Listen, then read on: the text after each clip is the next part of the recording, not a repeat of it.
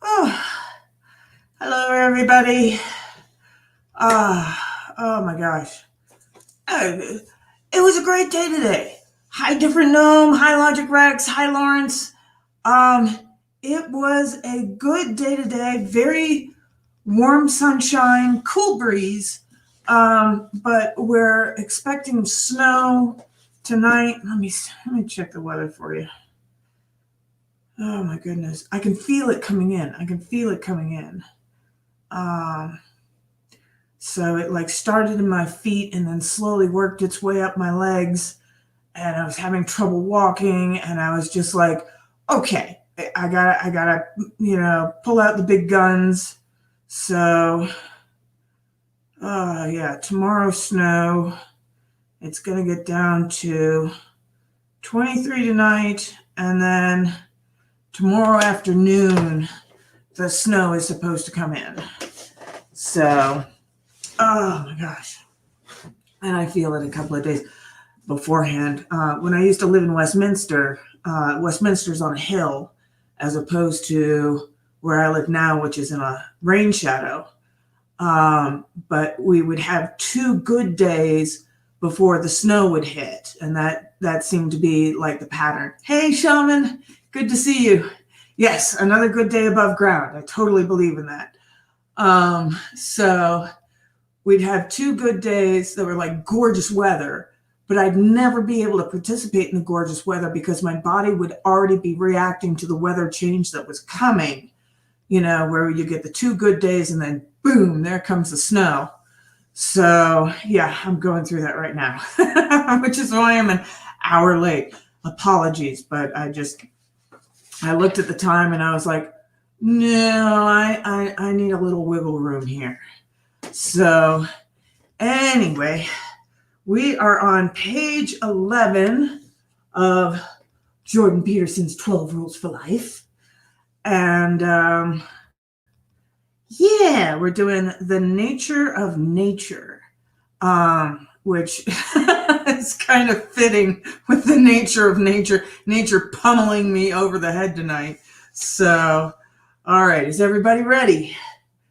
So, okay, let's get going. It is a truism of biology that evolution is conservatory. When something evolves, it must build upon the nature of what has already produced. New features may be added and old features may undergo some alteration, but most things remain the same. It is for this reason that the wings of bats, the hands of human beings, and the fins of whales look astonishingly alike in their skeleton form. They even have the same number of bones. That's pretty cool. Same number of bones between bats, whales, and human beings. So evolution laid down the cornerstones for basic physiology long ago. Now evolution works in large part through variation and natural selection. Variation exists for many reasons, including the gene shuffling, to put it simply, and random mutation. Individuals may vary within a species for such reasons. Nature chooses from among them across time. The theory, as stated, appears to account for the continual alteration of life forms over the eons. But there's an additional question lurking under the surface.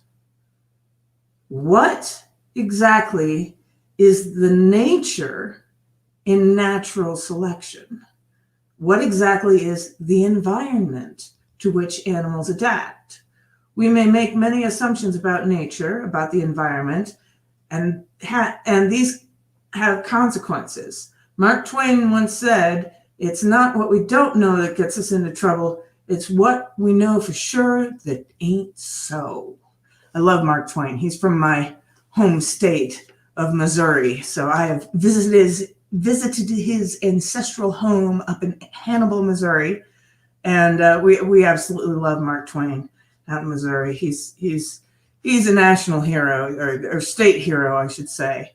But yeah, especially because of his wicked sense of humor, which Missourians really get. We really get that dry sense of humor. We love that. So, all right. Anyway, First, it is easy to assume that nature is something with a nature, something static, but it's not, at least not in any simple sense. It's static and dynamic at the same time. The environment, the nature that selects, itself transforms. The famous yin and yang symbol of the Taoists capture this beautifully. Being for the Taoist, reality itself is comprised of two opposing principles, often translated as feminine and masculine, or even more narrowly as female and male. However, yin and yang are more accurately understood as chaos and order. The Taoist symbol is a circle enclosing twin serpents, head to tail. The black serpent, chaos, has a white dot on its head. The white serpent, order, has a black dot on its head. This is because chaos and order are interchangeable, as well as eternally juxtaposed. There is nothing certain that cannot vary. Even the sun itself has cycles of instability. Likewise, there is nothing so mutable that it cannot be fixed. Every revolution produces a new order. Every death simultaneously is a metamorphosis. And yeah, I assume you all know the yin-yang symbol. If not, I can pull it up. But it's the idea that within order there is chaos, and within chaos there is order. And I absolutely love the symbolism of the Taoist. If you haven't read the Tao of Pooh, it's very interesting. And the Day of Piglet, the follow-up book to that, is also very interesting. There's a chapter in there where the author doesn't realize how ironic he's being. He does a whole chapter on Eeyores. You know, basically he uses the characters from the Pooh stories, Winnie the Pooh. And, Pooh is very in the moment sort of thing, the game of Pooh sticks, that kind of thing. The whole overeating of honey and the longing for honey and honey in my tummy sort of thing. And then the Day of Piglet, in the Day of Piglet, he has a whole chapter on Eeyores, and Eeyore is the complaining one. Who never does anything despite his complaints. You know, it's like there's a wonderful scene where Eeyore is sitting by the riverside and his tail is in the water, and he just sits there and goes, "My tail's getting cold." And, Eeyore is constantly trying to build this hut of sticks, which is constantly falling apart. And so the author does this whole chapter complaining about people who complain. And it's like, do you not realize that you are the exact embodiment of what you're complaining about right now, which is other complainers? And it was absolutely hilarious to me when I read that. So if you haven't read the Tao of Pooh or the Day of Piglet, absolutely wonderful books. So anyway, considering nature as purely static produces serious errors of apprehension. Nature selects. The idea of selects contains implicity nested within the idea of fitness. It is fitness that is selectus. Fitness, roughly speaking, is the probability that a given organism will leave offspring, will propagate its genes through time. The fit in fitness, therefore, is the matching of organismal attribute to environment demand. It is that demand is conceptualized as static. If nature is conceptualized as eternal and unchanging, then evolution is a never-ending series of linear improvements, and fitness is something that can ever be more closely approximated across time. The still powerful Victorian idea of evolutionary progress, with man at the pinnacle, is a partial consequence of this model nature. It produces the erroneous notion that there is a destination of natural selection, increasing fitness to the environment, and that it can be conceptualized as a fixed point. Now, I don't agree with him here. Hey, logic. I don't agree with Peterson on this point. I've studied a fair bit of Darwinism, and I'm sure that Peterson has studied more. But fitness is something that can change across time. That's why it's survival of the fittest. It's what nature demands at that moment. And what nature demands at that moment may not be the same in the next moment. Yeah, I don't necessarily agree that it's that static, that there's an endpoint or anything like that. I don't think Darwin had that sort of thing in mind. So, hey, Angry Floki's in the house. All right. And then if anybody wants to come up, I kind of want to get through the book a little bit faster, but that just may be me. If anybody wants to come up to chat about this while I'm reading through it, there's the link. So, all right.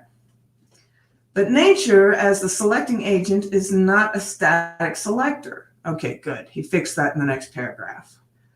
Not in any simple sense. Nature dresses differently for each occasion. Nature varies like a musical score. That, in part, explains why music produces its deep intimations of meaning.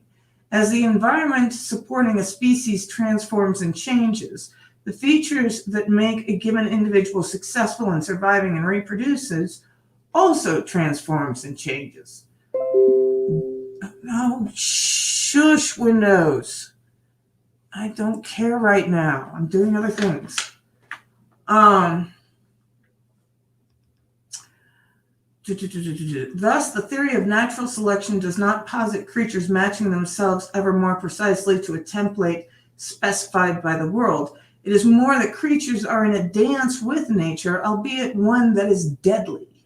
I love this next quote that's coming up. In my kingdom, as the Red Queen tells Alice in Wonderland, you have to run as fast as you can just to stay in the same place. No one standing still can triumph no matter how well constituted. Nature is not simply dynamic either. Some things change quickly, but they are nested within other things that change less quickly. Music frequently models this too. Leaves change more quickly than trees, and trees more quickly than forest. Weather changes faster than climate. If this wasn't the way, then the conservation of evolution would not work, as the basic morphology of arms and hands would have to change as fast as the length of arm bones and the function of fingers. It's chaos within order within chaos within higher order. The order that is most real is the order that is the most unchanging, and that is not necessarily the order that is most easily seen. The leaf, when perceived, might blind the observer to the tree. The tree can blind him to the forest. And some things that are most real, such as the ever-present dominance hierarchy, cannot be seen at all. It is also a mistake to conceptualize the nature romantically. Rich, modern city dwellers surrounded by hot baking concrete imagine the environment as something as pristine and paradismal, like a French Impressionist landscape. Eco-activists, even more idealistic in their viewpoint, envision nature as harmoniously balanced and perfect, absent the disruption and depredations of mankind. Now that's some bull. Unfortunately, the environment is also elephantitis and guinea worms. Don't ask. And the Black Plague. This is my favorite example.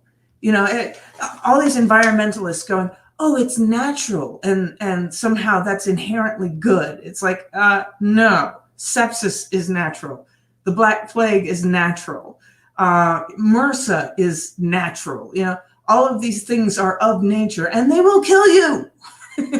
So nature is not necessarily your friend. And this whole environmentalist idea of, oh, nature is the ultimate. If man were just, no, do you not realize that we're animals? that we are part of nature, and that, there are some forests that actually need fire in order to propagate their seeds, and that was because of man's interaction with nature. Some people romanticize nature too much. Nature is a bitch. I mean, I'm feeling it right now. I've got enough medication in my system to overcome it, but at the same time, it's like nature is not necessarily your friend. She is a harsh mistress, just like gravity. So, we don't fantasize about the beauty of these aspects of nature, such as the Black Plague, although they are just as real in their Edenic counterparts. It is Edenic, as in Garden of Eden, counterparts. It is because of the existence of such things, of course, that we attempt to modify our surrounding, protecting our children, building cities and transportation systems, and growing foods and generating power. If Mother Nature wasn't so hell-bent on our destruction, it would be easier for us to exist in simple harmony with her dictates. Yeah, if Mother Nature didn't like the human species, she could shake us like a cold. I mean, come on. So, anyway, and this brings us to a third erroneous concept, that nature is something simply segregated from the cultural constructs that have emerged within it. The order within the chaos and the order of being, capital B, is all the more natural the longer it has lasted. This is because nature is what selects, and the longer a feature has existed, the more time it has to be selected and shape life. It does not matter whether that feature is physical or biological or social or cultural. All that matters from a Darwinistic perspective is permanence. And that the dominance hierarchy, however social or cultural it might appear, has been around for some 500 million years. So, all right, we got Rex in the house. I see he's adjusting his camera right now, so I'll give him a few. Hey, sir, how you doing? Hey, how's it going, fam? It's going. Yeah, that's about all I can say.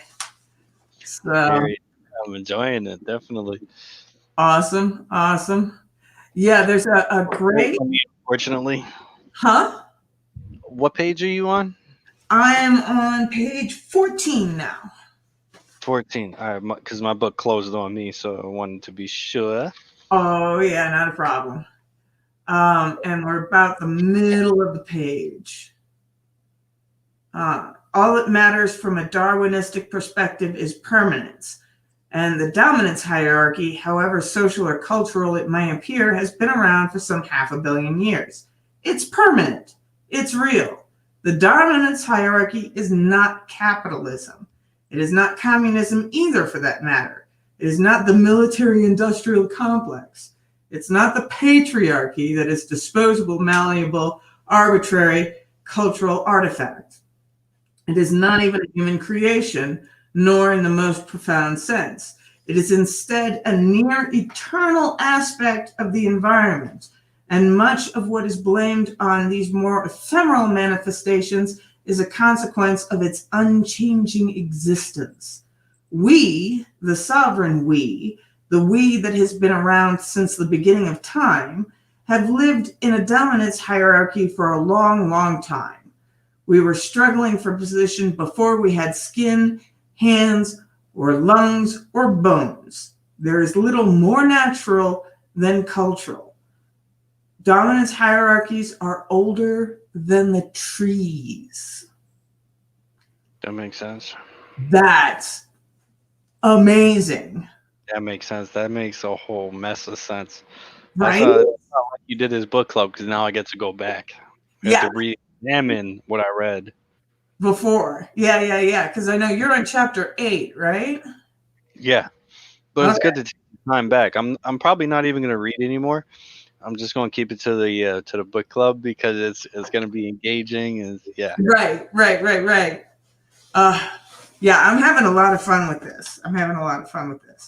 And there's a great TED talk called, I believe, The God Complex, where it talks about natural selection. And this was a fight that I had with my junior pastor, because he's a young earth creationist. Bless his heart. He takes the story of Genesis literal, even though there's 2 stories of Genesis in the book. I mean, there's a lot of things that are create cognitive dissonance if you really think hard about it. But this is, I'm in a church that takes the book of Genesis literally, and they believe that the earth is 8,000 years old, which I just cannot brook with, and the evolution, is something unholy. And I'm like, what generation is your phone? I mean, let's be real here. Everything evolves. 8,000 years old. That's interesting. Yeah. Well, that was something that I think it was in the 1900s, and even going back to the Middle Ages, there were people who tried to age the earth based on the stories written in the Bible, but having no concept of archaeology or anything else, carbon dating. They didn't have any of that. So yeah, they think that the earth is 8,000 years old. And I'm like, you have got to be kidding me. I would love to hear the logic on that one. It's based a lot on the genealogy in the Bible, and them taking the ages and tracing everything back. And yeah, they put it at around 8,000 years old, and I'm like, no. Doesn't sound about right to me. Nah. No, it takes a lot of faith and a lot of ignorance to believe in a concept like that. Yeah, so, definitely. Kind of like flat Earth as well. Oh, exactly. It's like, we proved thousands of years ago, that the earth is round. Before we even found America, the Greeks proved that the earth is round. I mean, experience an eclipse and tell me that we're a flat earth. It's just, all the other bodies in the heavens are spherical except the earth, which is flat. Yeah. No. Right? Makes total sense. So bless his heart, though. Bless his heart. I mean, he's still, he still has value. He still has wonderful biblical insights and stuff like that. But the whole young earth creationist stuff is something that I cannot get behind. And that's why I like Jordan Peterson so much, is because he was able to explain how evolution and the Bible actually work. If you look at Genesis, and we're going to go over this in this biblical studies tomorrow, it actually does work with evolution. And like the moment that we became self-aware as human beings and aware of death and, life and all these other concepts, then you become aware of good and evil, and placing moralistic values on these things, because animals don't have morals, not nearly as, I mean, they have some morals, because they recognize theft, and they will punish people who steal, or not people, but other people, other creatures in their tribe. Like if a dog tries to steal something, the other dog will fight with him, going, "That's not right. I'm going to kick your ass now." And so, but the more sophisticated you get in your morals and stuff like that, that's the knowledge of good and evil, And exactly. Yeah, somewhere around, I did these studies a while back, and I think it was somewhere around like 70,000 years ago that you first see the appearance of art and other things that show us to be self-aware creatures. Mm-hmm. And it wasn't just us. I mean, the Neanderthals did art and things like that. So they were, and yeah. So Lawrence says, yes, there are people who still believe the earth is flat. Yeah, it's kind of crazy. He says, but I knew of someone who flew across the world from California to Japan, to Germany, to UK, to New York, and back to California. Now, that's cool. I mean, you get on some of those transatlantic flights and you can actually start to see the curvature of the earth. It's just so awesome. So that is awesome. Yeah. But yeah, people still I don't get it. I don't get young Earth creationism, but No, I would agree with that. I don't get it either, and I don't know where they're coming from, but homeschooling mainly. yeah, it's kind of definitely feels like shut in from the world. It's like, come on, man. Yeah. It is. Come on, man. Yeah. Wow. But it's like satellites and everything else. We've got all this technology. Huh? Yeah, I'm trying to figure out where the line is drawn. Where is the line drawn where humanity can tell itself, yeah, that kind of sounds a little too stupid to believe. And I'm going to say stupid. I definitely mean stupid because it's stupid. I mean, come on. Exactly. Come on, man. Yeah. So, I mean, Uh, I'm not disputing the truth of the Bible, because there are a lot of truths in the Bible. But, these people weren't historians. They weren't scientists. They didn't have the scientific method. They didn't come around until depending on which part of the Bible you're talking about. I mean, at least from, the time of Jesus, it took 1,500 years to come up with the scientific method. So, you can't read Genesis like it's science. It's not. no. You have to put it in its historical context. Yeah. No, I agree with that. Yeah. Otherwise, it's not gonna make any sense. So anyway, we were struggling for position before we had skin, hands, or bones. There's little more natural than cultural. Dominance hierarchies are older than trees. The part of our brain that keeps track of our position in the dominance hierarchy is therefore exceptionally ancient and fundamental. It is a master control system modulating our perceptions, values, emotions, thoughts, and actions. It powerfully affects every aspect of our being, capital B being, conscious and unconscious alike. This is why when we are defeated, we act very much like lobsters who have lost a fight. Our posture droops. We face the ground. We feel threatened, hurt, anxious, and weak. If things do not improve, we become chronically depressed. Under such conditions, we cannot easily put up the kind of fight that life demands, and we become easy targets for the harder-shelled bullies. And it is not only the behavioral and experimental similarities that are striking. Much of the basic neurochemistry is the same. And this is going to get interesting.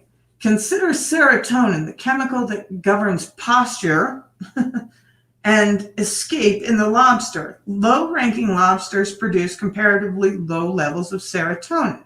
This is also true of low-ranking human beings, and those low levels decrease more with each defeat. Low serotonin means decreased confidence. Low serotonin means more response to stress and costlier physical preparedness for emergency. Anything whatsoever may happen at any time at the bottom of the dominance hierarchy, and rarely something good. Low serotonin means less happiness, more pain and anxiety, more illness, and a shorter lifespan among humans just as among crustaceans.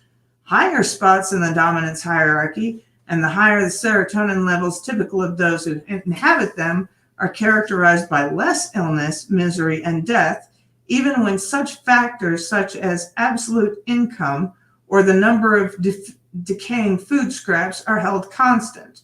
The importance of this can hardly be overstated. So let me get to some of the comments here. Shaman says, question, where did you go? Answer, oh, I went around the world. That's very cool, Lawrence. Yeah, I agree. Different Gnome says, here's a fun thing about sugar. It can be left-handed and taste like sugar because it is chemically identical, but the body cannot process it, so it just gets ejected. Yes, and that is very true. I studied chemistry. I've got a minor in chemistry. So there are left-handed and there are right-handed molecules, and this became incredibly important in the drug thalidomide. Hey, Survival, no problem, you're late. I started an hour late anyway because, you know, health happened. But with thalidomide was an anti-anxiety medication designed in Germany, and it was it also had an anti-nausea aspect to it, so it was given to pregnant women. The problem is at the time, and I think this was, you know, 60s and 70s, they didn't realize that thalidomide had a left-handed and a right-handed version of the molecule when you created it in the lab. And the left-handed molecule created incredible birth defects, like horrible, horrible, horrible birth defects. And it's only I can't remember if it was left or right, but one of those created horrible birth defects. And if you had it just the other molecule isolated, it didn't have any problems. But they didn't know that. And in the lab, you create it, and it's 50%. Well, it's not 50. It's more like, can't remember the ratio, if it's 90-10 or 80-20 or something like that. But the universe prefers one sort of handed molecules. And thalidomide, yeah, I have a cousin who I believe is a thalidomide baby. She's the same age as me, born in 73, and just horribly, horribly retarded. You know, she only was able to ever manage like a few sign language signs. She never developed speech. She was often very aggressive, physically very strong. And you know, never really, I mean, just in a permanent home because she's just that bad off. You know, the IQ of less than a dog, and very hard on her family and stuff like that. The interesting thing is that she's still in there. You can see a human spark inside her eyes, and she loves to connect with other people, and she loves, you know, she loves attention and things like that, but she can't express her needs. She can't express what's distressing her, and so she's often very, very difficult to deal with. So Different Gnome says, depends on how it testillates. If it has a structure and starts with one-handedness, it will build off of it and continue to be that handedness. Yes, exactly. But we didn't understand right and left-hand molecules until, you know, 50 years ago. So yeah, and there's a whole generation of consequences as a result of drugs that were the wrong-handedness. It's kind of terrifying in itself. So, all right, we are on page 15, and we are talking about top and bottom. Huh? Let me take this one. Sure. Yeah, I'll take this one. No problem. Awesome. All right, so you want me to read to, malfunction. Okay. There is an unspeakably primordial calculator deep within you. at the very foundation of your brain, far below your thoughts and feelings. It monitors exactly where you are positioned in society on a scale of 1 to 10. For the sake of argument, if you are a number 1, the highest level of status, you're an overwhelming success. If you're male, you have preferential access to the best places to live and the highest quality food. People compete to do you favors. Yep. Yeah, that's a reality for sure. You have limitless opportunity for romantic and sexual contact. You are a successful lobster, and the most desirable females line up and vie for your attention. If you're female, you have access to many high quality suitors, tall, strong, and symmetrical, creative, reliable, honest, and generous. And like your dominant male counterpart, you will compete ferociously, even pitilessly, to maintain or improve your position in the equally competitive female mating hierarchy. Although you are less likely to use physical aggression to do so, there are many effective verbal tricks and strategies at your disposal, including the disparaging of opponents, and you may well be expert at their use. Now, I want to pause you there. Hmm? So I was in a vampire LARP that I played for like 10 years. And one of the characters I created, I decided I was going to create that bitch character that everybody knows from high school. You know, it's like straight out of Heathers. That Sochi bitch, just mean, you know, sort of thing. Mean girl, the mean girl. Mean girl. Yeah, total mean girl.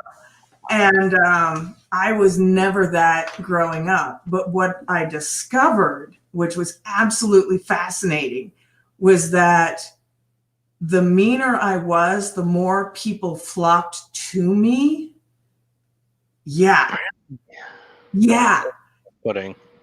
And what it was is that they didn't want to be the target of my meanness. So they figured by doing favors for me and being nice to me, I wouldn't come after them. So that's the female dominance hierarchy. Yeah. The bigger the bitch you are, you know, the more aggressive you are verbally, the higher in the hierarchy you climb. Does that not work the same way for men as well? It Because the higher you are in the yeah, dominance hierarchy, and the more shit you talk, and you can back it up, the yeah, more looked up to yeah, you are. yeah. Well, Yeah.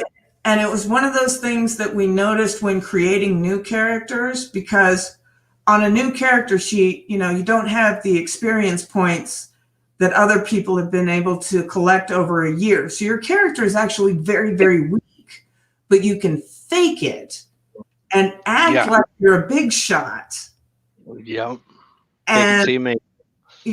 yep, until you have enough time to build up and actually have that, you know, prowess about you. But Yeah. it was so strange to play that bitch character and have all these people just fawning over me like I was the most wonderful thing in the world. And I was actually playing the most hideous and awful thing in the world that I could think of. If I could ask a question, if you don't mind me asking, how did that make you feel in the moment, though? Very, very strange. Okay. Because it was one of those things where it was like I was constantly calculating, okay, what's the meanest thing that I could do right now? What's the most disruptive? What's the cruelest, you know? And it was a lot of the time I was winging it. So like there was this one girl who was giving a speech, like this big thing had happened and everybody's trying to coalesce and everything like that. And she's giving this speech. And I was like, the meanest thing that I could do right now is laugh at her. And And she would try and say these huge, sweeping, powerful statements, and I would just sit there and laugh and laugh and laugh. And finally, she turned to me and she's like, "Do you have something to say?" And I was like, "The flailings of the feeble." And she just deflated, like the lobster. She just crumpled in that moment, and I took all of her power away from her. And it was just like, oh wow, this is way too powerful. This is way too powerful. So, personally, I didn't. Huh? Personally, you didn't what? Personally, I realized that I never wanted to be that.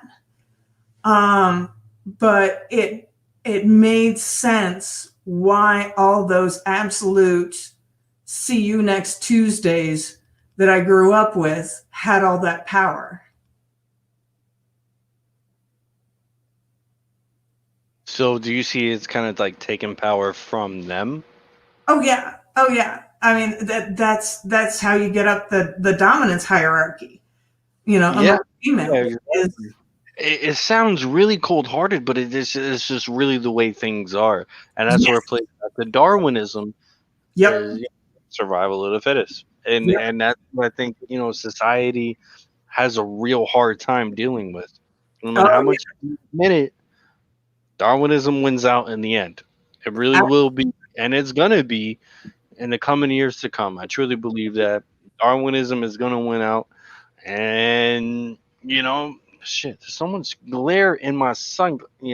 That's I can't. All right, yeah, Darwinism is gonna win out, and it's gonna be pretty bad for. I mean, if you put it in the realm of quote unquote anarchy with I don't know, Antifa, how many of those guys are really ready for quote unquote anarchy? None of them. None of them. And 90%, 90 probably, I'll give them 95%. 95% ain't gonna make it. And you know what? I'm gonna be one of them. I'm Yep. not ready for no anarchy. No, no way. Just because I got some firepower in wherever. No, no, it's not. I'm ready for a couple of months. I'm definitely prepped for maybe 6 months. I'm good to go for 6 months. But after that, who the hell knows? And 6 months goes by really quick, Yep. especially in apocalypse feature. So, Yeah. uh, Well, that's you what a know, friend of mine learned. He was an anarchist in Seattle back in the 90s, and he used to sleep in squats and stuff like that. And he realized that anarchy was bullshit the second they had somebody who came into their squat who never bathed. Yeah. This. excommunicated. Huh? Excommunicated. Exactly. If that's my anarchy group, you excommunicated, bro. Sorry. But they couldn't do that because if you lived up to the principles of anarchy, there are no rules. This guy doesn't have to True. bathe. No, you gotta be around other people. You gotta be. We're not Neanderthals anymore.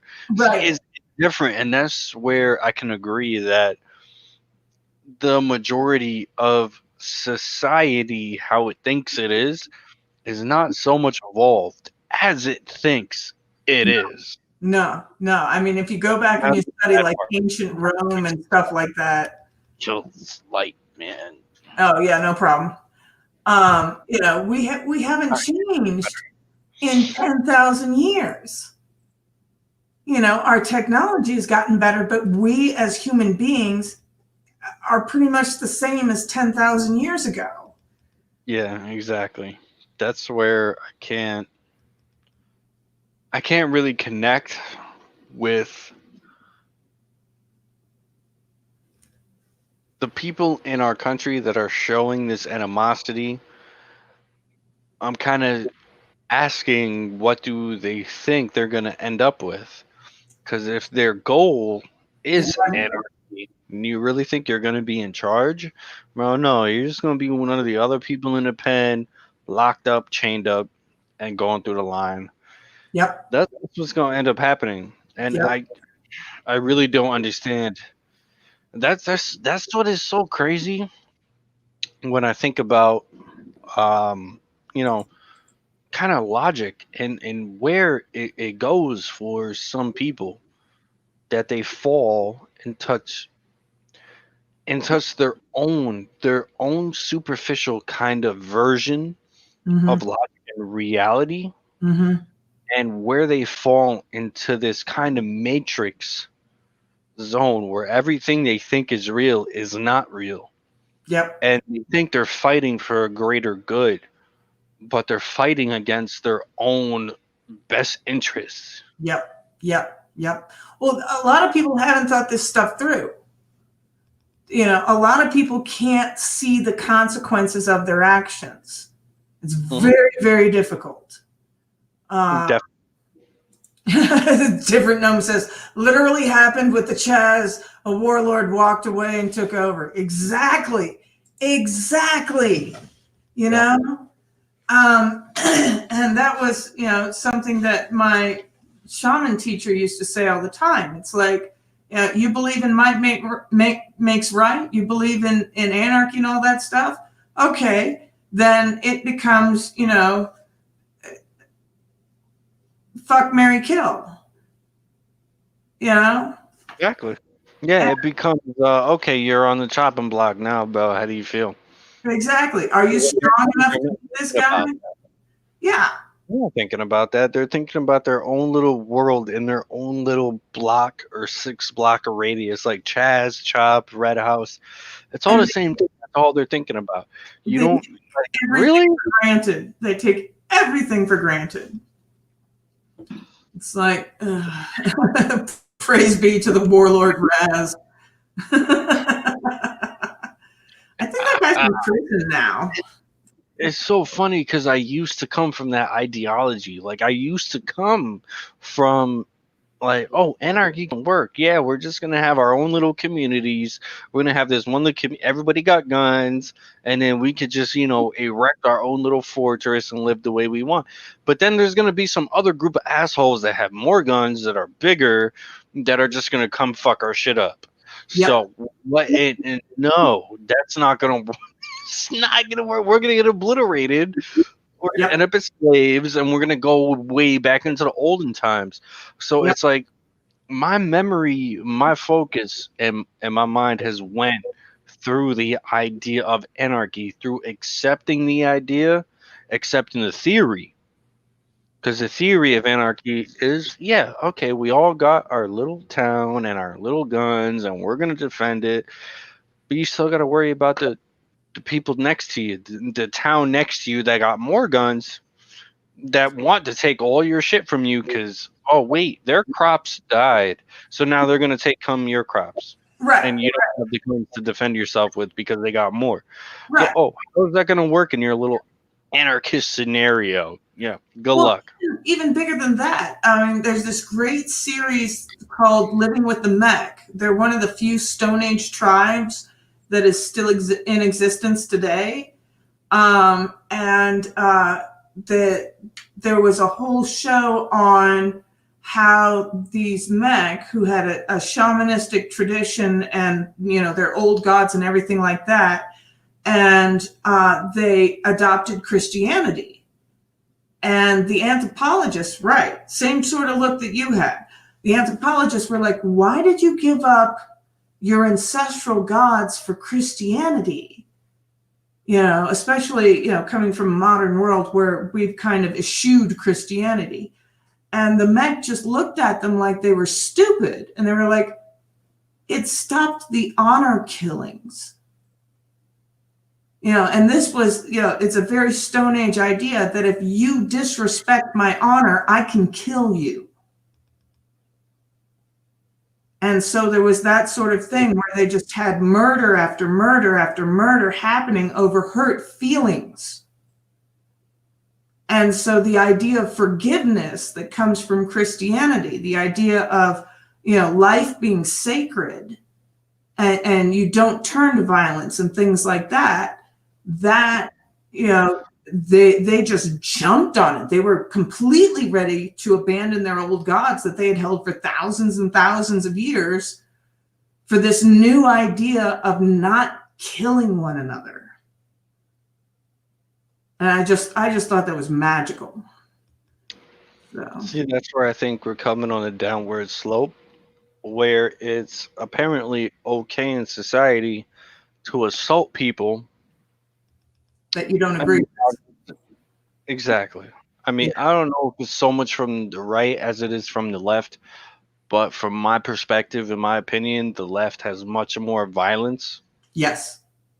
than the right does. The right is much more compassionate and kind of understanding and patient as Yes. compared to the left, where if, oh, no, I don't hate Donald Trump. What? You're a racist, white supremacist. Oh, you need to be condemned to the face, to the ends of the earth. Yep. Yep. And They can't see where that goes. but there's a lot of people in the middle though. There is a lot of people in the middle where they're okay. You know what? Donald Trump is pretty bad, but maybe he's not the devil reincarnated. So Yeah. it's like that's where I kind of have the hope with people, and it's where it's like if I'm debating with people, and the first thing I hear is Donald Trump's a racist, I'm not even going to entertain that. Right. I'm Right. not going to waste my time anymore Yeah. because that person has already made up their mind. You're just going to go down an hour-long debate that's not. It's just spinning wheels. Yeah. Yeah. Spinning. Exactly. So different gnome says, not necessarily have you looked at the tit for tat simulation. It proves natural cooperation can emerge. Natural cooperation can emerge, absolutely, in small groups. But when you pit one group against another group, like what Logic was saying, where our crops failed this year, their crops didn't, we're going to go to war with that tribe because we need to eat. So, you in grouping is definitely a thing. But whoever's on the out group, you gotta be aware of those folks. So Shaman says they can't see the big picture of what they live in. They can't the sewer systems that we have built underneath them. They can't see the sewer systems that are built underneath them. They're absolutely vital just to have a basic functioning society. Absolutely. Absolutely. The fact that we have clean water from a faucet and it can be hot or cold. Yeah. That is just amazing. The fact that you can poop in your house. I can give you some anecdotal shit on that. Yeah. It might be anecdotal, but I went down to Chile in South America where their showers ran on a propane tank. Bruh, Yep. you could not control the heat and cold for nothing. Yep. One second it was cold, the other second it was scorching hot. So it's like you better get ready to take a cold ass shower unless you want to burn your ass in that shower. And that was back in 2012. Well, the same thing exists in I went England down today. A lot hot of cold places. on demand is a blessing. Yeah.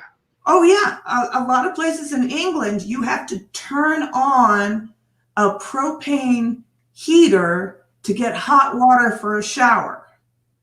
And if you leave that propane on, woe be unto you. Because it's just so expensive. Yeah. It was so crazy that the shower in the hotel, I was too tall to stand up in. Wow. Bring society from one extreme to the other. It's like their showers were so built that a person of my stature, and I'm only 5'10", 5'11", so it's like a completely different world. You're coming from America to Chile. Yep. So it's like you got to put into your mind, holy shit. It's like this is how different one society is to the other. Yep. Yep. And that's where people they kind of, it's like they get into their own mind and they think everybody else thinks the way that they think. Yep. And that they do and that they live. And then when they get confronted by somebody else who is different, they immediately start to melt down and totally lose every sense of reason that they have. Well, because their reason doesn't fit the situation anymore. They were trapped in a bubble and their bubble got popped. Oh, it's about to pop. For a lot of them, it's gonna pop, and they're Mhm. not gonna know what to do. Just just like when people were calling the police because they ran out of toilet paper. Oh my gosh. You know what I mean? You're gonna call the cops because you ran out of toilet paper. How insignificant, how unreliable. Depending on if it's, I mean, if it's a man or a woman in society, if it's the man, 911. I don't have any toilet paper. What do I do? What, bruh? What are you talking about? Like, how do you come back to yourself from that moment of anxiety, from that moment of, oh my God, I don't have any toilet paper. Let me call the cops. How stupid do you feel? Right, right. I Because mean, it comes to that point where it's the rush of anxiety and everybody's on your back, the entire family, your wife, your kids, whatever the fact may be, or your husband, everybody what it may be, and they get on your back, yo, where the toilet paper? Let me call the cops. What? You gotta call the cops for toilet paper? yeah, What are you gonna do? What are you gonna do when someone's breaking into your house because they right. want what you have and they don't? Yeah, yeah. No, it's Dominance hierarchy. exactly, exactly. So different gnome Yeah. says the left feels like they have nothing to lose. They have no wealth, no family, and constantly pay rent rather than own, so they are ready to revolt. Just as the right is beginning to feel, the right feels like they are losing a voice, but they still have their wealth and family, so they aren't quite ready for revolution. Um, and then he says, wait, really, toilet paper? Yes, absolutely. There were people who were calling the cops You can because look it up. they ran out of toilet paper. There was at one point, I don't know which riot it was, but one man literally called the police to report a fight outside his own street, like across the street. This guy's looking out his window and he's like, 911, yeah, there's a fight. There's a physical altercation on my street. Sir, I'm sorry, the city is on fire right now. The city is burning. Do what you can. Yeah, Click. yeah, That's it. That was 911. yeah, And that is a definitive voice recording that I heard. yeah. Do what you can. Do what you can. Really? Are you calling 911 and they say do what you can? Mm-hmm. What people are going to know what to do in that situation? Most people will just shit their pants. Yep. Sorry, excuse the language. Most people will defecate in their pants off of hearing that. Yeah. You got Yeah. no protection, you got no preparedness, and you're shit to the wind. SOL without a paddle. Oh Up yeah. the creek. Oh yeah. Absolutely. Absolutely. And I mean the lockdowns and everything else just exposed all of our Achilles heels, the riots, everything else. The police were so preoccupied. I mean, in some cities, the police precinct was burned to the ground, Yeah. and so what are the average citizens supposed to do? I'm sorry, the police are a little preoccupied right now. And, that's where I was like, okay, 2A is settled. It is settled. There's no longer the argument of, oh, you can just call the cops. No, you You can't. know, You know. what what's crazy to me is that my family and everybody is blue. Everybody is Democrat, and even my relative, which I've known for a very long time, very close to my age, loves Cuomo. Lord have mercy. And Kidding me. I walk into the kitchen, the living room is right there, and I hear CNN blaring. It's like I'm forced to listen to it because at this point, 15 seconds worth of CNN, they're not saying anything substantial. It's just buzzwords and trigger words, which now they said, catch the headline, the Trump insurrection. They literally called an entire segment the Trump insurrection, referring to January 6th and what happened there. Now, if you ask me, what I'm going to go and tell you was a activist insurrection, which is a new buzzword that CBS used activist insurrection was when BLM took over the Minneapolis Police Department and set it on fire Right? and made all the cops abandon their precinct. That was an activist insurrection. Well, the same thing happened in Seattle. See, that's where I cringe and I try to bring back to myself because I'm surrounded by liberals and Democrats and I don't want to talk too loud. But oh my God, because I'm here and I'm on the right and I'm libertarian independent, Mm-hmm. I see all the crap that's going on. It's like, watch this. Wait a second. Fuck CNN. Excuse my language. Forget CNN. How about this? Watch this. Mm-hmm. They don't want to do it. Nobody wants to do it. Why? Because they're in their own little bubble world. I'm like, all right, okay, no problem. I don't get mad. I don't get in their face. Okay, you're gonna get what you wanted. Yeah, all right. I'm gonna be right next to you in the chain gang. And chain like, you happy now? Right? Right? Okay. Yeah, you're getting forced vaccinated. Okay. You happy now? All right then. Right. Well, that's what Solzhenitsyn. I'm gonna let it rock. Yeah. No, Solzhenitsyn, when he was finally in a Siberian prison, had to do his own sort of fourth and fifth step where he realized that he was part of what created what put him in a prison camp. Exactly. You know, in one of the worst parts of the world. And he had to realize, I was a part of what made this happen. I allowed this to happen because I was brainwashed, and I allowed myself to be brainwashed by all these leftist sort of ideas, and it led to my own incarceration.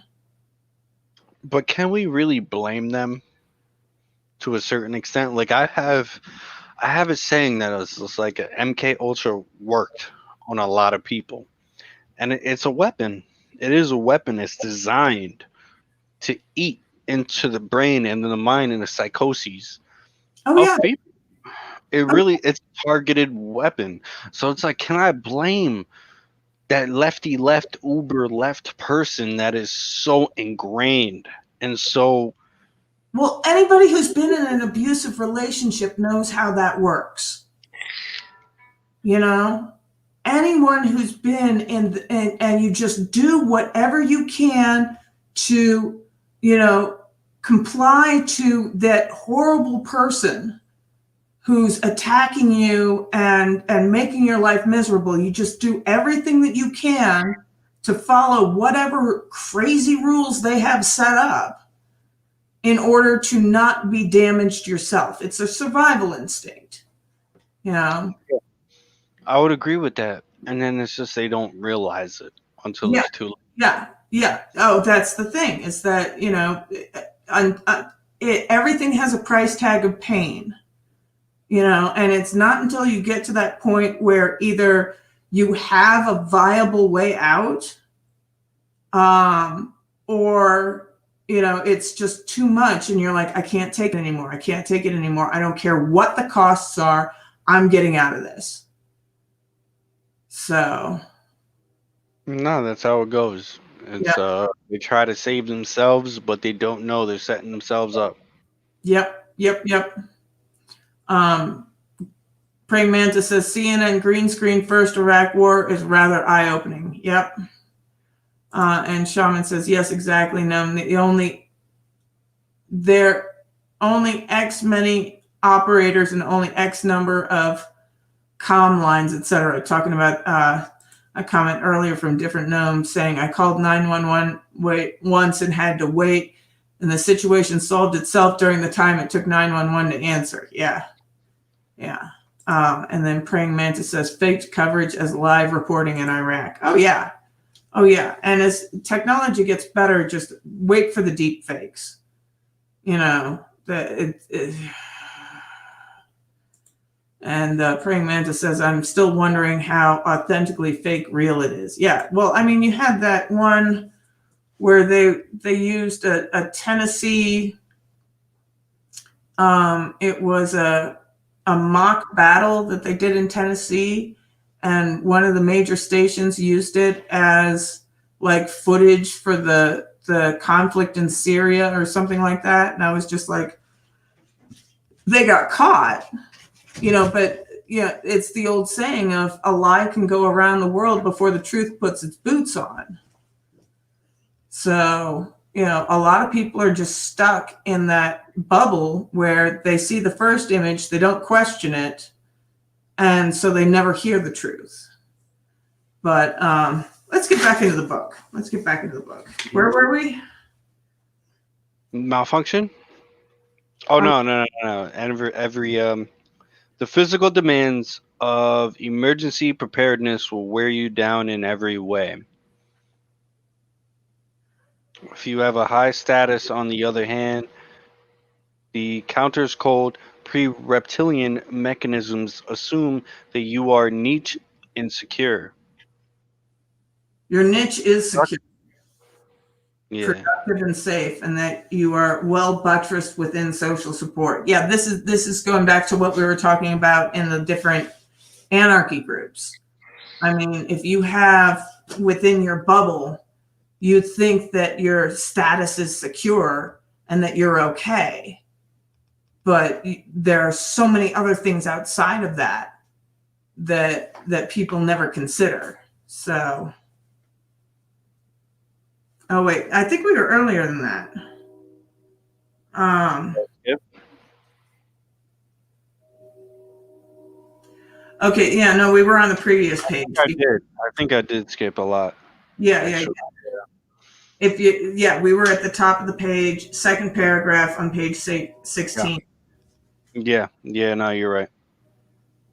If a low status 10, by contrast, male or female, you have nowhere to live or nowhere to go. Your food is terrible, where you're not going hungry. You're in poor physical and mental condition. You're of minimal romantic interest to anyone unless they are as desperate as you. Mm-hmm. You are likely to fall ill, age rapidly, and die young, with few, if any, to mourn you. Even money itself may prove of little use. You won't know how to use it because it is difficult to use money properly, particularly if you are unfamiliar with it. Money will make you liable to dangerous temptations of drugs and alcohol, which are much more rewarding if you have been deprived of pleasure for a long period. Money will also make you a target for predators and psychopaths who thrive on exploiting those who exist on the lower rungs of society. The bottom of the dominance hierarchy is a terrible, dangerous place. The ancient part of your brain specialized for assessing dominance watches how you are treated by other people. On that evidence, it renders a determination of your value and assigns you a status. If you are if you are judged by your peers as of little worth, the counter restricts serotonin availability. That makes you much more physically and psychologically reactive to any circumstance or event that might produce emotion, particularly if it is negative. You need that reactivity. Emergencies are common at the bottom, and you must be ready to survive. Mm-hmm. Unfortunately, that physical hyper response, that constant alertness, burns up a lot of precious energy and physical resources. This response is really what everyone calls stress and is by no means only or even primarily psychological. It is a reflection of genuine constraints of unfortunate circumstances. Mm-hmm. When operating at the bottom, the ancient brain counter assumes that even the smallest unexpected impediment, might produce an uncontrollable chain of negative events, which will have to be handled alone. as useful friends are rare indeed on society's fringes. You Mm-hmm. will therefore continually sacrifice what you could otherwise physically store for the future, using it upon using it up on high-ended readiness and the possibility of immediate panicked action in the present. When you don't know what to do, you must be prepared to do anything and everything in case it becomes necessary. You're sitting in your car with the gas and brake pedals both punched to the mat. Too much of that and everything falls apart. Mm-hmm. Counter will even shut down your immune system. Ancient counter will even shut down your immune system, expending the energy and resources required for future health now. During the crises of the present, it will render you impulsive, so that you will jump, for example, at any short term maintaining opportunities or any possibilities of pleasure, no matter how subpar, disgraceful, or illegal, it will leave you far more likely to live or die carelessly for a rare opportunity at pleasure when it manifests itself. Mm-hmm. Physical demands of energy preparedness will wear you down in every way. Yep. If you have a high status, on the other hand, the counter's cold pre reptilian mechanisms assume that your niche is secure, productive, and safe, and that you are well buttressed with social support. It thinks the chance that something will damage you is low and can be safely discounted. Change might be opportunity instead of disaster. The serotonin flows plentifully. This renders you confident and calm, standing tall and straight, and much less on constant alert. Because your position is secure, the future is likely to be good for you. It's worthwhile to think in the long term and plan for a better tomorrow. You don't need to grasp impulsively at whatever crumbs come your way, because you can realistically expect good things to remain available. You can delay gratification without going for it ever, without foregoing it ever. You don't need to grasp impulsively at whatever crumbs come your way, because you can realistically expect good things to remain available. You can delay gratification without foregoing it forever. You can afford to be a reliable and thoughtful citizen. And that's where we come to malfunction. Yep. Yep. So Praying Mantis says that's a very intriguing statement. I've been listening for about 30 minutes. Thank you for sharing this with us. Absolutely, Praying Mantis. Happy to do so. Hey, Mantis. Yeah. And that's one of the weird things about migraines, because you lose all of your serotonin. Your body just voids it, not just from your brain, but from your blood system. And so, all of these things about impulsivity and, highly reactive, I completely understand that. And, grasping at pleasure, that sort of thing, when you're at the bottom, because it's like, you don't know if that's ever going to come around again. Life is such a world of, sugar, honey, iced tea that it's, you take what you can when you can get it, because there's no promise of tomorrow, coming through for you. When you're in high status, the promise of tomorrow coming through for you is almost always there. So you don't have to be impulsive. You don't have to grab immediately for what you can get. And that ability to delay gratification is absolutely tantamount to being able to plan for a better future. Because what's good today may be bad tomorrow. And so, you have to be able to say, no, I'm not going to have, it's the old Homer Simpson thing of, this donut tastes good today, and future Homer, well, screw him. I'm not future Homer. I'm Homer right now. And Different Gnome says, sugar honey iced tea. Now I got to go make some. I hope you all get the acronym of that. So there's a great series on Netflix right now called I think it's The History of Swear Words or something like that with Nicolas Cage. Absolutely wonderful. Yeah. I gotta watch that. Yeah, it's very cool. So, all right, we're at malfunction. So sometimes, however, the counter mechanism can go wrong. Erratic habits of sleeping and eating can interfere with its function. Uncertainty can throw us for a loop. The body, with its various parts, needs to function like a well-rehearsed orchestra. Every system must play its role properly and at exactly the right time, or noise and chaos ensues.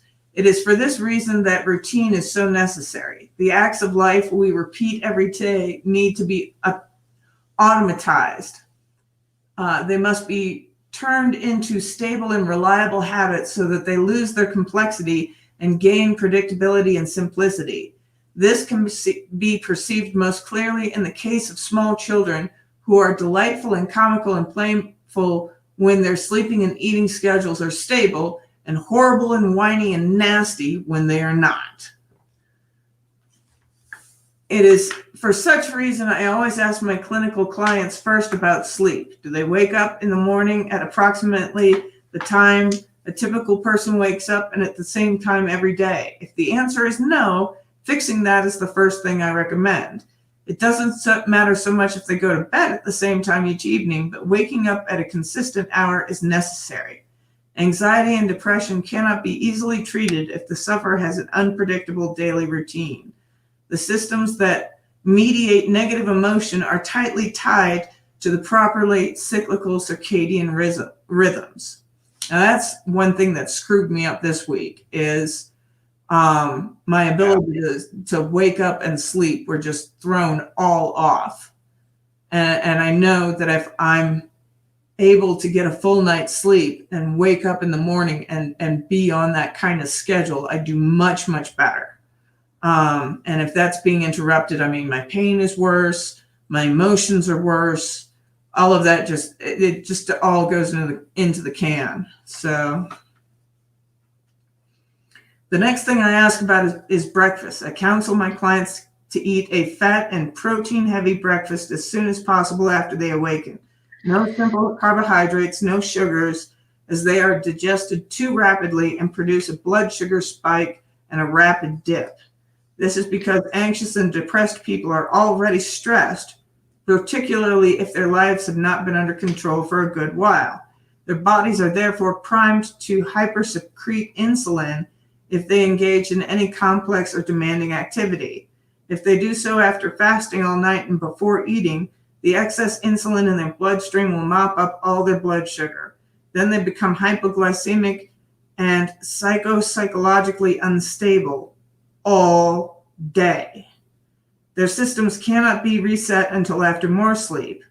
I have had many clients whose anxiety was reduced to subclinical levels merely because they started to sleep on a predictable schedule and eat breakfast.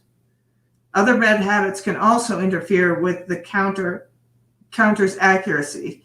Sometimes this happens directly for poorly understood biological reasons, and sometimes it happens because those habits initiate a complex positive feedback loop. A positive feedback loop requires an input detector, an amplifier, and some form of output. Imagine a signal picked up by an input detector, amplified, and then emitted in amplified form. So far, so good.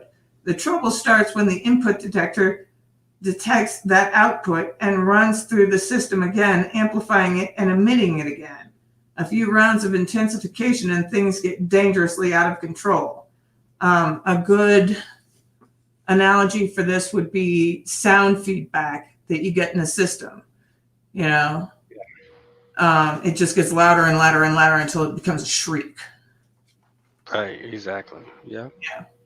Most people have been subject to the deafening howl of feedback at a concert when the sound system squeals painfully. The microphone sends a signal to the speakers. The speaker emits the signal. The signal can be picked up by the microphone and sent through the system again if it's too loud or too close to the speakers. The sound rapidly amplifies to unbearable levels sufficient to destroy the speakers if it continues. The same destructive loop happens within people's lives. Much of the time when it happens, we label it mental illness, even though it's not only or even all occurring inside people's psyches. Addiction to alcohol or another mood-altering drug is a common positive feedback process. Imagine a person who enjoys alcohol, perhaps a bit too much. He has a quick 3 or 4 drinks. His blood alcohol level spikes sharply. This can be extremely exhilarating, particularly for someone who has a genetic predisposition to alcoholism. But it only occurs while the blood alcohol levels are actively rising, and that only continues if the drinker keeps drinking.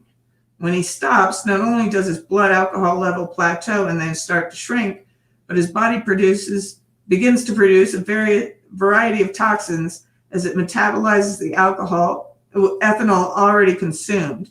He also starts to experience alcohol withdrawal as the anxiety systems that were suppressed during intoxication start to hyper-respond. A hangover is alcohol withdrawal, which quite frequently kills withdrawing alcoholics, and it starts all too soon after drinking ceases. To continue the warm glow and stave off the unpleasant aftermath, the drinker may just continue to drink until all the liquor in his house is consumed, the bars are closed, and his money is spent. Yeah, so that's the interesting thing, is that it only works when it's going up. And the second you stop, it starts to do that. And so in order to keep that going, they just keep pouring them back and keep pouring them back. Until you pass out and hit the floor. Exactly. Which I've been all too privy to. Yep. In a lot of years of my life. Yep. Shaman said that all does click. It seems like being in that survival mode does seem to push us to seek that immediate relief, even if it's not very self-constructive. And he says feedback loop. Exactly. Like exactly right now. Like I've been on camera drinking. It is the feedback loop. Mm-hmm. Because getting pleasure out of drinking, I feel good in that moment. So, I want to continue to drink more and more and more. Where you have to have that control is to say, you know what? I'm good. I've had enough to drink. I'm good for the night. I'm going to call it a night. Right. And that's the difference. Sometimes alcoholics, I think I used to be one because I could not control that. I could not control that extent of, you know what, I had enough. I'm going to take it back. No, I used to be like, wait, I had enough. All right, let's see what happens if I keep going. Right. It was never any place good. Yeah. So temper your drinking, bring it down a notch, learn from me. Just ride the wave. Yeah. Don't try to let it capsize you. Yeah. In AA, they say a lot of times that, one drink is too many and 2 is never enough. And it's that because it needs to be constantly accelerated. To be that person. I used to be that person where once I started drinking, it was never enough until I was face down, passed out. Yeah. That's what it used to be like for me. Yeah. But then I had a grip of it. I started controlling it. And, you have the power. You have the power to tell yourself, you know what? Nah, I'm good.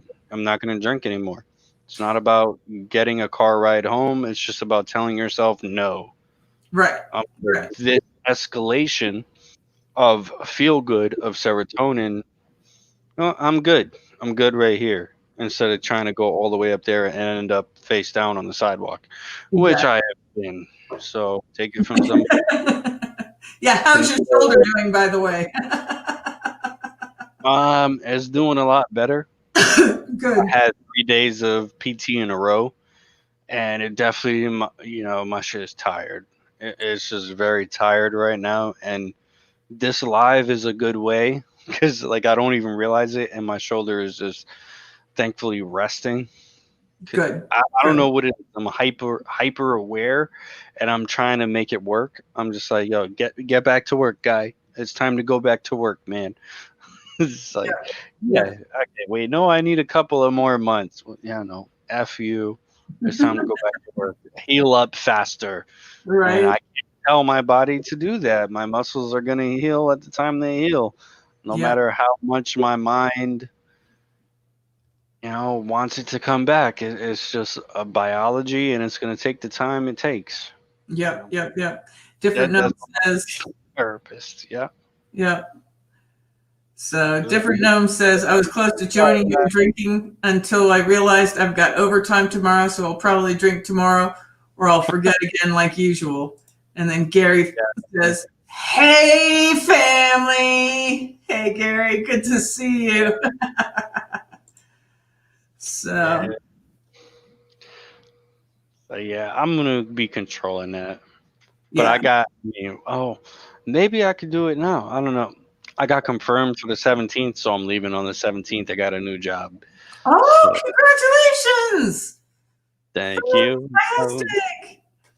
Fantastic! Here, I got a job. And awesome! I'm going to Oregon. So we'll see how that works out. You're going to Oregon? Yep, I'm going to be in Oregon. I'm leaving probably most likely the 17th if everything works out the way it should.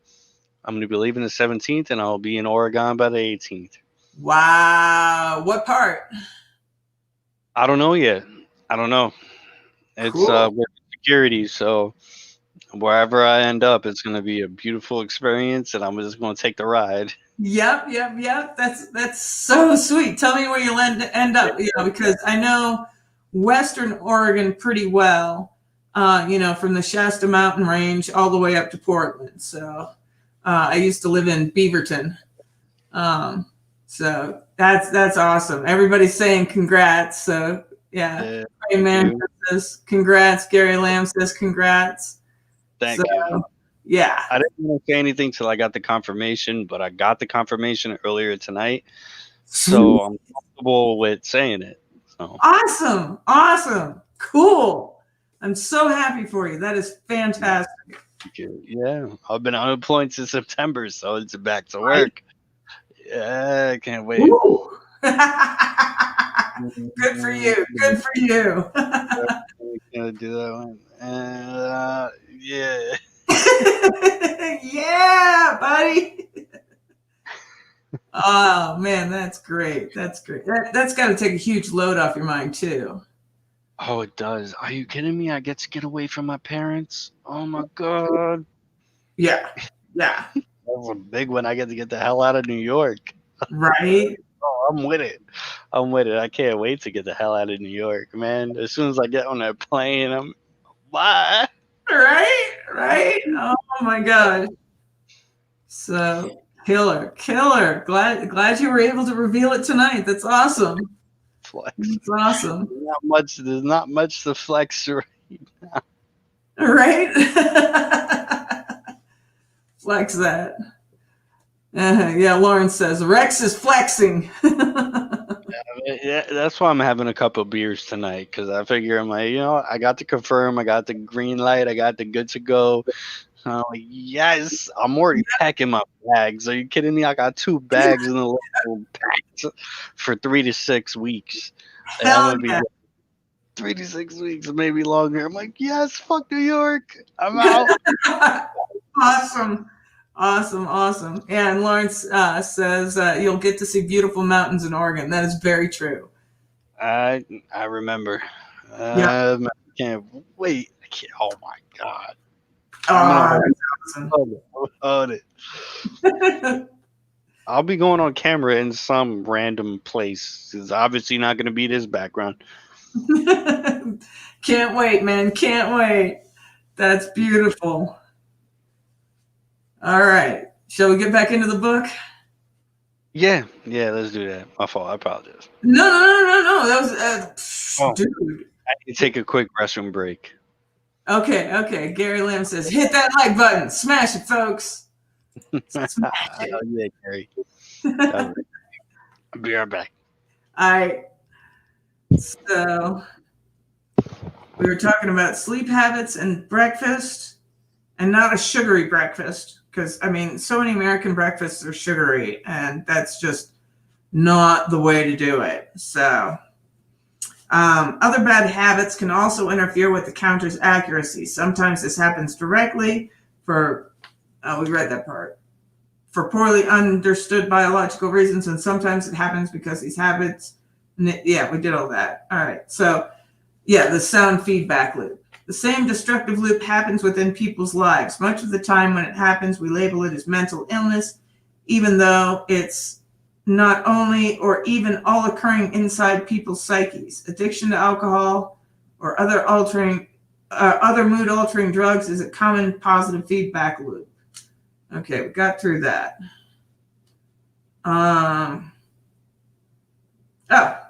We're on to the next page. That's why. So Different Gnome says, I don't understand the coast. I feel blind what's on the coast that attracts people. Not dissing, just genuinely lost as to people like the coast. We tend to like areas where boundaries meet. I can't remember who it was who was talking about this. I think it was Neil Gaiman. But, where land meets sea, where the mountains meet the flatlands, all that kind of thing. People like to live on the edges of things. And usually what that gives us is a wide variety. So like if the land fails you, you can go to the sea to get food. The different seasons that go through, in the Front Range, you've got the Front Range with the fruits and the trees and the grains and the things like that. But then you also have the mountain areas where you can hunt game and things like that. So people tend to like to live on the boundaries of things. And then Lawrence Freck says, there is the ocean to the west that is beautiful, plus there are beautiful mountains, and the climate is more dry. It's never hot and humid, plus the air is cleaner. And I disagree with that for Portland. Because Portland's actually a little bit more inland, and it's a river town. So it can get very, very hot and humid, as opposed to like Seattle, which is right on the coast. And Seattle is much more moderate all year round. I mean, it rarely snows, and it rarely gets above 90 degrees. So, that's why like 6 months, 9 months after hitting Portland, I went immediately to Seattle, because I was like, fuck this. I've already lived excuse my language. I've already lived in a river town. I lived in St. Louis, and no, don't like that. So, so Different Gnome says, okay, makes sense. Yeah. We like to live on the boundaries of things. All right, so we're on page 20. The next day, the drinker wakes up badly hungover. So far, this is just unfortunate. The real trouble starts when he discovers that his hangover can be cured with a few more drinks the morning after. Yeah, hair of the dog. Such a cure is, of course, temporary and merely pushes the withdrawal symptoms back a bit further into the future. But that might be what is required in the short term if the misery is sufficiently acute. So he's learned to drink to cure his hangover. When the medication causes the disease, a positive feedback loop has been established. Alcoholism can quickly emerge under such conditions. And biologically, there's something that goes on there when you're talking about the hair of the dog, because your liver has produced all of these toxins to counter the alcohol and the effects of the alcohol. So when you have a few drinks or like half a shot in the morning, it not only does it get rid of the hangover, it doesn't just postpone it. But what it does is it uses up those toxins that your liver has produced. And so it can get you not just through the hangover, but, make the whole effects of that hangover much less severe.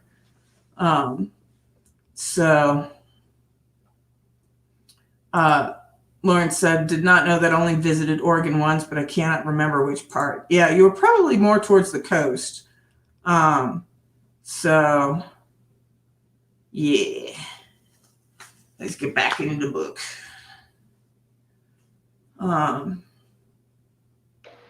Something similar often happens to people who develop anxiety disorders such as agoraphobia. People with agoraphobia can become so overwhelmed with fear that they will no longer leave their homes. Agoraphobia is the consequence of a positive feedback loop. The first event precipitates the disorder is often a panic attack. The sufferer is typically middle-aged woman who has been too dependent on other people. Perhaps she went immediately from over-reliance on her father to a relationship with an older and comparatively dominant boyfriend or husband with little or no break for independent existence. In the weeks leading up to the emergence of her agoraphobia, such a woman typically experiences something unexpected and anomalous. It might be something physiological, such as heart palpitations, which are common in any case, and whose likelihood is increased during menopause, when the hormonal process regulating a woman's psychological experiences fluctuates unpredictably.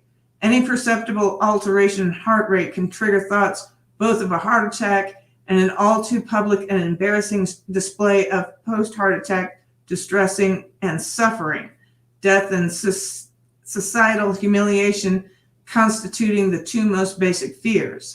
That unexpected occurrence might instead be conflict in the sufferer's marriage or illness or death of a spouse. It might also be a close friend's divorce or hospitalization. Some real event typically precipitates the initial increase in fear of mortality and social judgment. I have a problem with this, actually. I do not like to leave the house, and I don't like to run errands on my own. I get extremely anxious. It's just comforting to have somebody with me. And part of that is that, like, for a year or two, whenever I left the house, and when I left the house alone, something bad happened where I needed somebody and nobody was there. Like, I went out for a walk and I sprained my ankle and then had to limp all the way home. Or, something else traumatic like that. Like I got a migraine and I could no longer drive and I was stranded in pain away from everything that could help my pain, out in the middle of nowhere. And it's embarrassing and just huge anxiety attacks. So I don't like to leave my house, and if I have to run errands, I like to have somebody with me. They don't have to necessarily help. They just need to be there in the car with me. So I understand this part completely. After the shock, perhaps, the pre-agoraphobic woman leaves her house and makes her way to the shopping mall. It's difficult and busy to park. This makes her even more stressed. The thoughts of vulnerability occupying her mind since her recent unpleasant experience rise close to the surface. They trigger anxiety. Her heart rate rises. She begins to breathe shallowly and quickly. She feels her heart racing and begins to wonder if she's suffering a heart attack. I know what bad heart stuff feels like. I just have a panic attack. This thought triggers more anxiety. She breathes even more shallowly, increasing the levels of carbon dioxide in her blood. Her heart rate increases again because of her additional fear. She detects that, and her heart rate rises again. Poof! Positive feedback loop. Soon as the anxiety transforms into panic, regulated by a different brain system designed for the severest of threats, which can be triggered by too much fear. She is overwhelmed by her symptoms and heads to the emergency room, where after an anxious wait, her heart function is checked. There is nothing wrong, but she is not reassured. It takes an additional... Huh? I used to have those. Yeah. I would actually wake up from sleep with my heart pounding. when I thought I was gonna die because I thought I was gonna have a heart attack, which how hard and how fast it was pumping. Yep. Yep. Yep. It was that real. No, it was. You wake up and you know something is wrong, and you're like, Yep. And it hurts. It physically, I mean, that's why you think it's a heart attack. yeah, that's what I was having. I thought it was like, holy shit, I'm 30 years old and I got a heart attack right now. Yeah, I woke up in the middle of the night and my heart, I checked it just like that. Yeah. Bump, bump, bump, bump, bump, bump. Yeah. And all the muscles can tense up in your chest and cause like really severe pain. But it was definitely, I don't know, it was something that my mind was triggering. Yeah. Or something my psychological was triggering for me to wake up like that. That maybe I was experiencing a dream or a nightmare. If you ask me, it was related to my ex, and I just bolted up, heart pounding. Oh, different psychological, different stressors for different people. Yeah. Absolutely. Absolutely. Yeah. So, all right. Uh-oh, I have a dog outside. I'll be right back. Talk to the chat. No problem. Yeah, that's you. So yeah, I mean, that's why I kind of love this book. It gets into the meat, the nitty gritty of us humans, per the opinion or the kind of viewpoint of Jordan Peterson.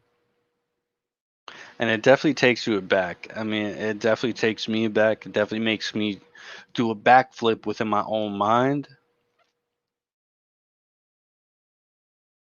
I don't want to keep reading because I don't want to. When Pam gets back, we can continue on. But everything that he said up to it, with the dominance hierarchy, leading into alcoholism, is kind of a nice. It's a play. Is because if you think about the dominance hierarchy, you're going to want to be at the top level peak of wherever you are in life, right? Like you come up in life and then you plateau and then you reach another plateau and then you reach another plateau. And in a dominance hierarchy, it's kind of like the same thing if you think about it, going from lobsters to humans is we have our own dominance hierarchy. And I suppose you could say a monetary value in the capitalist sense. Oh, there you go. Okay. So yeah, human beings have several dominance hierarchies. Like Deeper than that. yeah, like with me, my dominance hierarchy was in tech and in writing. So Yeah, you're right. yeah, Not just one like dominant hierarchy. yeah. We have several, which is kind of nice. We're not like lobsters where we only have one dominance hierarchy based on territory. We've got several that you can branch into, and you can even choose like what you like. Things that you find fun, because like my brother once commented when he was living with me, he's like, "You come home from work and I never hear you complain about work. You complain about your commute all the time, but you never complain about your work." And I was like, well, yeah, I love my job. So it was never, I was at the top of my game as far as writing was concerned, technical writing. I was told by people that, I make some of the best manuals they have ever seen.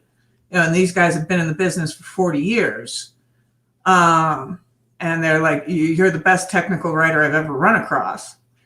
And so that was huge for me, and it was fun for me. So it was never a challenge. But then when I became disabled, it's like all of that was ripped away from me. and then my social hierarchy, you know, being in the goth community and stuff like that, I couldn't participate in it anymore, you know. And I was one of the people in the top of the game there. Yeah, I knew all the DJs. They knew me. If I made a song request, they would play it. They would ignore other people.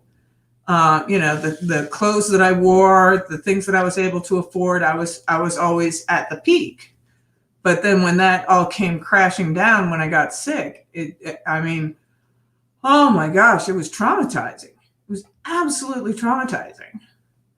So, Different Gnome says, I finished it and our conversations naturally flow into other topics that are in the book later on. Did you just zone out, Rex, or did the light bulb hit you too hard just then? Might have been the light bulb. Yeah. Might have been the light bulb. So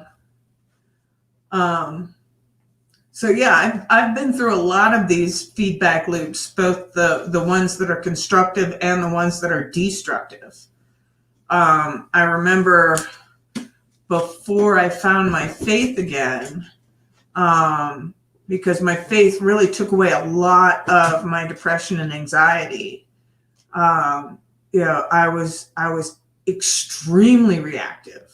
I remember I flipped out on my mom one time because I was trying to tell her something important about, you know, what I was experiencing and how difficult it was for me. And because she was doing the dishes and had divided attention, I lost my stuff on her. You know, I just started screaming because I was just that reactive. My system was that out of whack, you know, that something so small would just drive me over the edge. So yeah, I understand everything that he's talking about in this chapter.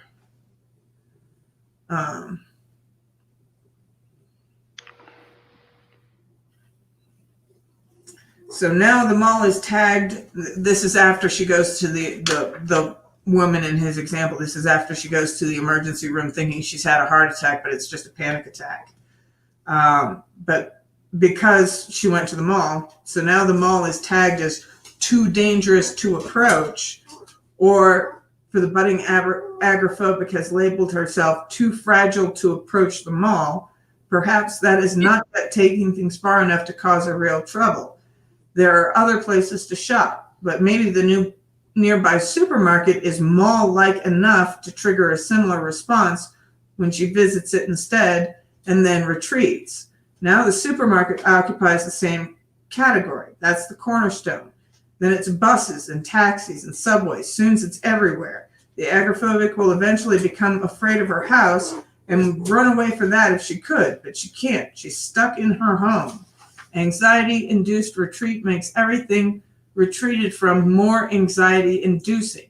Anxiety-induced retreat makes the self smaller and the ever more dangerous world larger. I actually experienced this the one time that I called the suicide hotline. I had PTSD from 2 traumatic experiences that I had with doctors. This was during my 4.5-year migraine. I was admitted into, hello, Free. I was admitted into a study for an occipital nerve stimulator, which was a bionic device. So I got to be a bionic woman for a while. But the surgeon who was doing it, the first thing he did, they were doing an x-ray and they were supposed to be putting leads in the back of my head along my occipital nerves. And I told him it was hurting.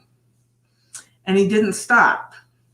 And he kept going until I screamed so loud that they heard me 3 floors down in the pharmacy. You know, with all the noise that goes on in a pharmacy and everything like that, they heard my scream from upstairs in the doctor's office. And he had driven the needle so far into my skull that they almost needed a pair of pliers to pull it out. Yeah. But, Right. And this was then the surgeon who was doing the surgery to do the implanted device. yeah. And when he did the surgery, I actually woke up on the operating table. Oh, fuck, no. Yeah. No. I always had a fear about that, which is like, damn, my surgeries that I've had in the past year, like 2020 was just a year of surgery for me. Right. No, I would be so pissed and swinging at everybody if I woke up on a damn operating table. Well, thank God the operation was already over. And so, like the doctors are just having their discussion and they haven't sewn me up yet. But I woke up on the operating table because No. my face was burning. And I Yeah, started, no, you better have me closed up by the time I wake up. No. right. So I started to crawl off the operating table going, my face is burning, my face is burning. Oh. And the anesthesiologist, I heard him say, oh shit. And the next second, boom, I was out again. And like the surgery was like 8 o'clock in the morning. And I was out until 10 o'clock at night because they flipped out so bad that I had woken up and was starting to crawl off the operating table. Yeah, I would have done the same shit if I was an anesthesiologist. Oh shit! What the hell is this? Right. Oh, bad anesthesiologist. Right. Well, my body, I'm gonna get DNA testing because of how strangely I react to everything. My pain doctor is gonna put me through for genetic testing. But yeah, after that, the reason why my face was burning was actually I was feeling the infection of MRSA because that operation gave me MRSA. So within a couple of days, I was back in the hospital with this horrible MRSA infection that nearly killed me. They almost had to put a PICC line into my heart because they couldn't get any of my medication back into my system. Shaman says, oh, Pam, such terror. Right. Well, here's the weird thing is I didn't feel the terror at the time. It came later. So like I got the MRSA and I was at a friend's house. So I went to her local hospital, but I got so sick so fast that I was in there for over 10 days. I don't even remember how long because I was out of it for most of it. They were going to have to put a PICC line into my heart, but right as they were wheeling me in to get the operation, something happened and I turned the corner and they were able to wheel me back to my room. But unfortunately, that inflammation from the antibiotic that I was on killed all my small nerves. That's why I have small fiber neuropathy now. And I took myself off of my pain medication. I ramped off of, I think it was 60 milligrams of OxyContin a day down to nothing in a week because I could not go home. And I lived on her couch for months because I could not go home. I could not. She was in Bremerton. I lived in Seattle. I just couldn't even go home because I was so traumatized by what happened at the surgery and then what happened by the result of the surgery. And then later that came back in a form of PTSD where I couldn't even go in to see a doctor. Didn't matter that it was completely unrelated. Yeah, I was in Colorado by then. And, I would sit in the parking lot and I would have a panic attack so bad that I wouldn't even be able to get out of the car. And I'd just be flipping out. And then, the hour would be passed and I'd drive back home. And, that's when I actually called the suicide hotline because I realized that, my medication was running out And if I didn't get my medication, I would die. But I couldn't go to the doctor because I couldn't get out of my car to be able to go to a doctor's. Nothing having to do with the surgery or anything else. Complete 1,000 miles away from where it happened. But still, PTSD when it came to doctors. And so, I got on medication and everything else to help me so that I could just walk in there and that fear wouldn't be there. But oh my gosh, it was a hell of a journey. And even to this day, especially dealing with pain doctors, high levels of anxiety, really high levels of anxiety. So Different Gnome says, got no time to fear, just act. Well, that's the thing, is I couldn't act. My fear would kick up so high. It's that you've got that fight, flight response, but they've realized in the last how many ever years that they figured out this thing, that there's also one called freeze. And that's what I would do, is I would just freeze up. And so they put me on benzos.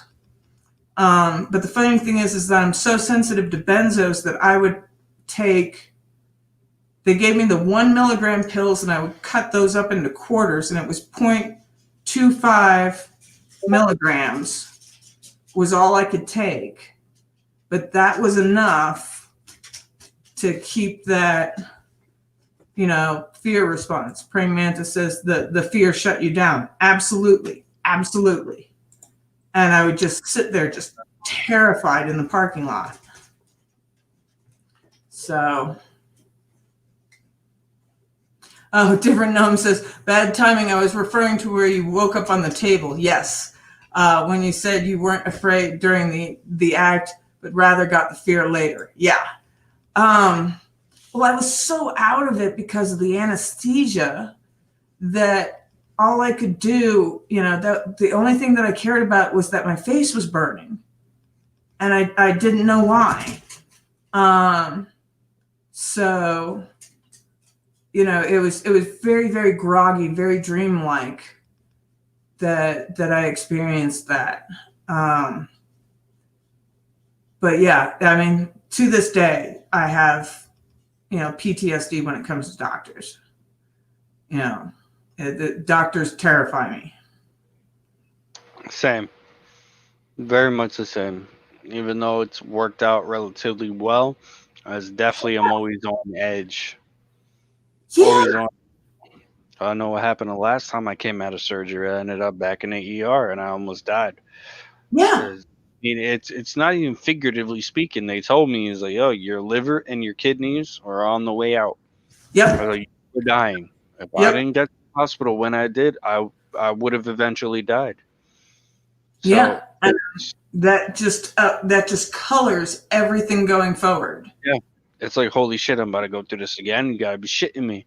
Right. That was like when I first got home from my shoulder surgery. I replayed everything in my mind, and I didn't sleep for a full 48 hours. I don't know if anybody remembers the time where, I went live, and I was still in the sling. That whole moment of, like, after surgery, right after surgery, I couldn't sleep, not a wink, because I was just terrified of the Percocets, and I'm like, holy shit, I'm gonna end up in the ER again with my livers and kidneys in the tank, and I'm about to. So I couldn't sleep for the first 2-3 days post surgery. I couldn't sleep, not a wink. Yeah, I was up on YouTube the whole time. Oh, I totally understand that. I mean, I felt myself falling asleep. I'm like, no, you better stay the fuck up. Because last time I fell asleep, I woke up in the ER and my shit was dying. I was dying. Yep. Yeah, I understand that completely. I mean, when I left my apartment in Seattle, I was going to my friend's house for a 4th of July celebration. And one of my cats was outside. So I just left the door open and I figured I would be gone for a couple of days. Well, 3 months later, the panic was so bad. I was like, I don't care if I come home and I find all of my shit stolen. I cannot go back to Seattle. I just can't. And I came home, and there was somebody who had moved into my apartment, but it wasn't a human being. It was raccoons. So raccoons had been coming into my house and eating my cat's cat food. Oh shit! Yeah. So. How'd they even get in? Huh? How'd they get in? I had to leave. I had a sliding glass door that I left open for my cats to go in and out. Oh, okay, there you go. Right. So, Different Gnome says psychologists always give a weird feeling after a threat of DHS was made by one. Took me a long time not to see a psychologist in a bad light. Yeah, that's the problem, is that once you have a traumatic experience like that wounds your psyche, everyone gets colored with that brush. Doesn't matter who. Mm-hmm. Yeah. Shaman says freezing is brought up a lot in the healing trauma book, Waking the Tiger. Oh, I haven't heard of that one. I'll have to check that out. But we are at time. It has been 2 hours. It is now 8 o'clock my time, 8:01. Oh, let me keep my bookmark. Where are we at? Amplifies? We are page 22. Yeah. Yeah. So I think it's amplifies, right? well, it's right before rising up. And it's the first paragraph on page 22. Okay, there are many symptoms. Yep. All right, I'm gonna highlight that. Cool. So thank you everyone for joining us tonight. Thank you so much, Rex, for co-hosting. I appreciate it. You're welcome. Good to be here. Thank you for having me. Yep. And tomorrow, hopefully, I will start on time.